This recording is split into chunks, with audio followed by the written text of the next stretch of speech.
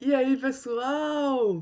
Fala, galera! Vamos para mais uma aula agora de absolutismo francês.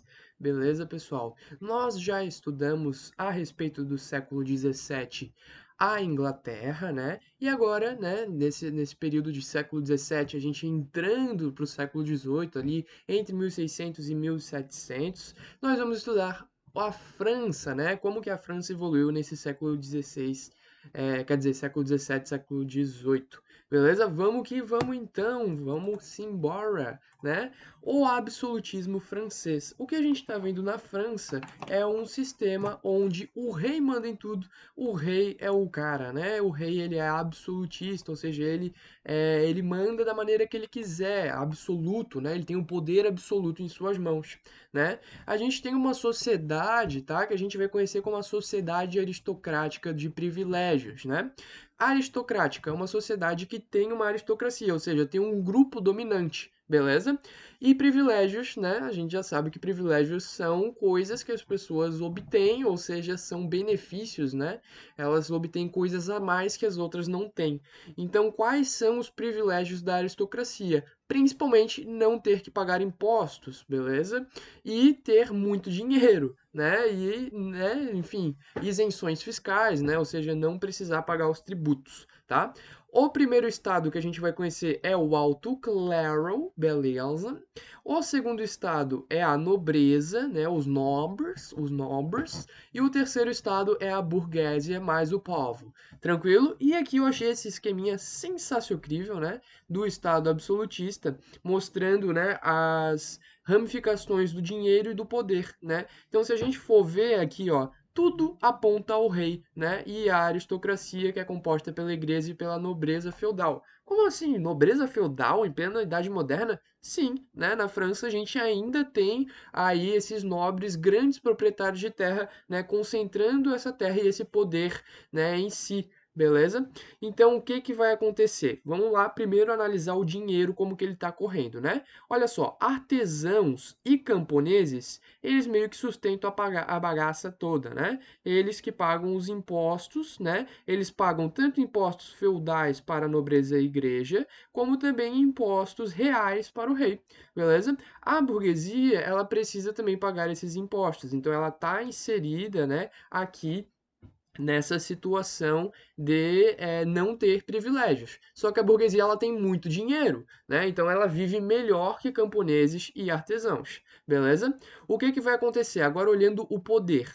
Basicamente, camponeses e artesãos, eles são submissos ao rei, submissos ao sistema, e os artesãos, principalmente os comerciantes, né, de baixo valor, os trabalhadores mais urbanos, eles são explorados pela burguesia, né? Porque eles não detêm os meios de produção. A única coisa que eles têm é a própria capacidade de trabalho.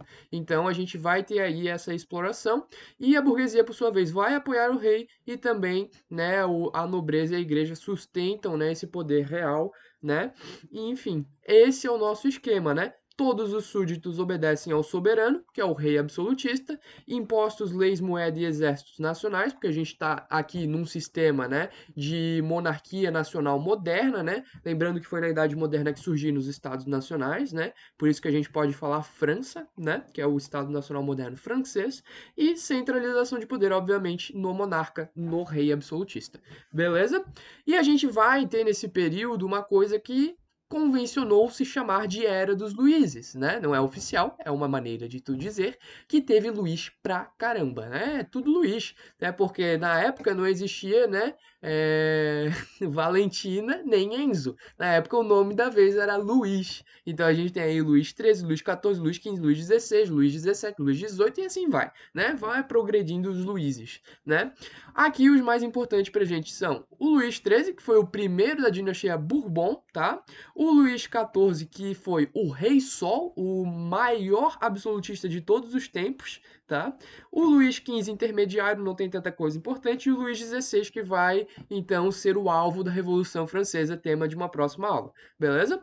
Vamos entender então como é que foi o principal rei absolutista, o símbolo máximo do absolutismo, que foi o nosso querido rei Sol Luís XIV, tá? O Luís XIV ele começou a assumir o governo em 1643, só que nessa época ele tinha apenas 5 aninhos, não sabia nem falar direito, né? E aí a gente vai precisar então do nosso querido Mazzarino, né? O Mazzarino vai ser o tutor do Luís XIV. Basicamente o que a gente está vendo aqui, né, é o Mazzarino sendo então, né, esse rei regente, né? Enquanto o Luís XIV não pode governar, quem manda é o Mazzarino, que é um católico fervoroso que vai fazer o que ele quiser, beleza?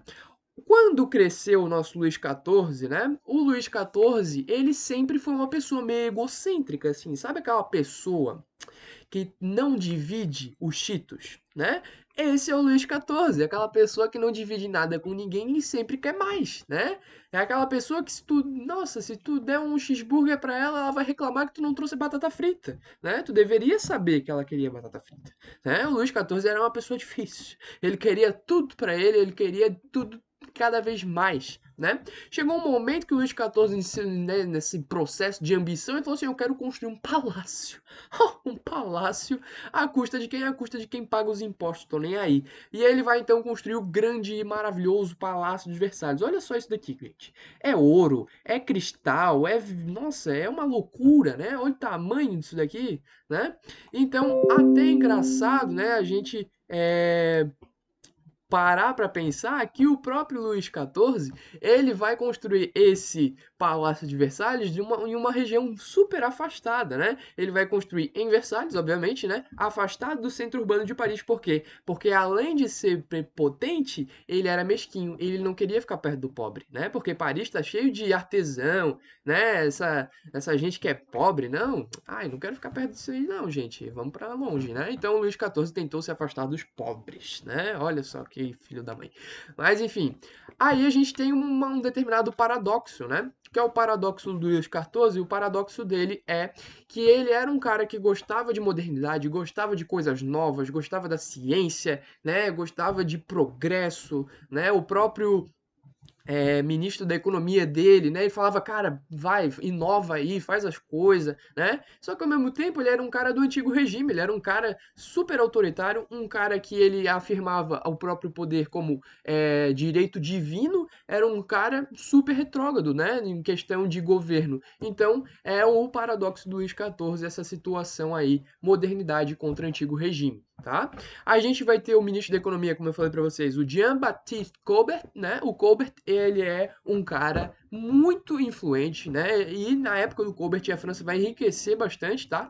Por conta da política econômica do colbertismo, que foi o tipo de mercantilismo que a França adotou nesse período, tá? O que é o colbertismo, né? Como a gente não tem uma marinha tão boa como a da Inglaterra, como a gente não tem tantas colônias quanto Portugal e Espanha, nós vamos então fazer nosso diferencial. E então a França vai ser uma grande manufatureira, né, em relação a produtos e artigos de luxo, como perfumes, como, enfim, coisas de tapeçaria, como louças, né, enfim, vitrais. Então a França vai fazer esses artigos de luxo que ela vendia para a Europa toda, né? Porque uma coisa que não falta na Europa é nobre querendo comprar coisa de luxo, artigo de luxo, né? E aí os artigos de luxo francês, ó, né? Então vai virar uma febre e a França vai enriquecer bastante com essa política econômica, tá?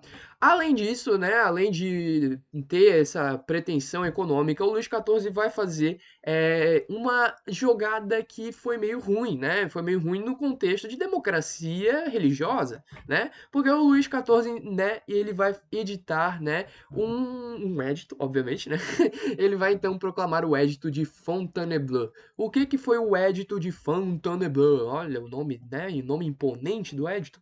O Edito de Fontainebleau, ele vai dizer o seguinte: agora na França só pode catolicismo, não pode mais protestantismo. Acabou, não tem mais, né? Então a gente vai ter a intolerância religiosa na prática, né? Intolerância religiosa como instituição, como uma prática do próprio Estado francês. Então você não pode mais ser protestante, não pode mais ser huguenote na França, né? Até vem acompanhada, né, esse édito de uma frase muito famosa: um rei, uma lei. uma fé, né? Um rei, o rei Sol, né? Só o rei Sol pode governar, porque o rei, ele é poderoso e divino. Uma lei, apenas a lei que o rei Sol escreve, apenas a lei que o rei Sol outorga, tá? Uma fé, apenas o que coloca o rei Sol onde ele está é o que é justo e válido para a nossa sociedade. Você que é huguenote, vai embora, né? E aí os huguenotes ricos, principalmente, eles vão fugir para as colônias francesas na América. E quando uma pessoa rica foge do teu país, ela leva consigo o dinheiro dela, né? E aí o que vai acontecer? Todo aquele processo da economia francesa que estava evoluindo vai acabar degringolando e vai perder essa força toda, né? Porque os huguenotes, os comerciantes que estavam se enriquecendo muito, eles vão embora, né? Porque ali eles não podem mais praticar a própria fé. Beleza? Bom, né? A próxima aula a gente vai ver a continuação do governo do Luís XIV e espero vocês lá. Valeu!